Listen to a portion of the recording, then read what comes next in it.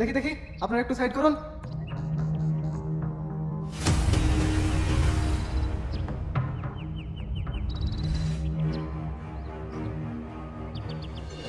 আপনাদের মধ্যে কেউ কেউ মার্ডার হতে দেখেছেন? দেখে থাকলে বলুন। না না স্যার, আমরা দেখিনি। স্যার হ্যাঁ বলুন। কিছু না স্যার। আমরা জানি আপনারা সবকিছু জেনেও মুখ খুলবেন না। আপনারা যদি চুপচাপ থাকেন তাহলে আইন কি করবে? শুধু আপনারা চুপ থাকার কারণে আজকাল এত মার্ডার হচ্ছে। ওকে ব্যাপারটা আমি দেখেছি স্যার।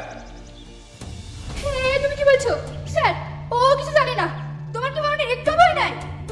না নাই, এইভাবে রোজ ভয়ে ভয়ে বেঁচে থাকাচ্ছি মনে যাওয়া অনেক ভালো। আমি বলছি স্যার, কে মেরেছে? তুমি কিছু জানো না, তুমি কিচ্ছু বলবে না। আমার একটা কথা শোনো। স্যার, আমি সেদিন দোকানের জন্য মাল আনতে যাচ্ছিলাম, তখন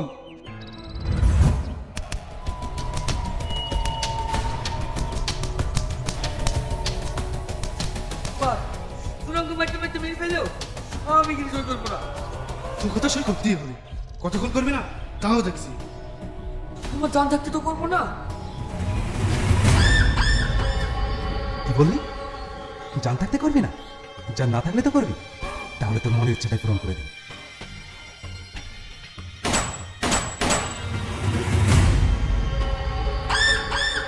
আমি যেটা চাই সেটা পাই।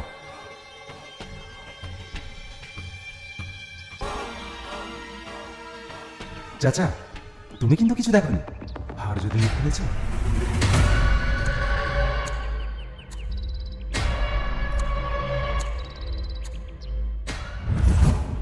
হ্যাঁ স্যার, ওই রঘুমাস্তানি ওকে মেরেছে। সাবাস, আপনি এটা কুটি গিয়ে বলতে পারবেন তো? হ্যাঁ স্যার, আমি পারবো। এইবার দেখুন আমি কি করতে পারি। কনস্টেবল, লাশটাকে পোস্টমর্টমে পাঠানোর ব্যবস্থা করুন। Okay sir.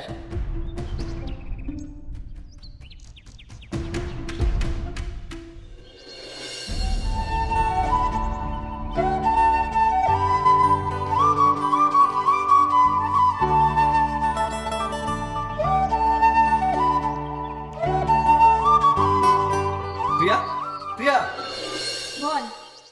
আর কদিন তোর জন্য অপেক্ষা থাকতে হবে বলতো? আমি তোকে সত্যিই ভালোবাসি। ভালোবাসিস? তাহলে আমাকে কি করতে হবে?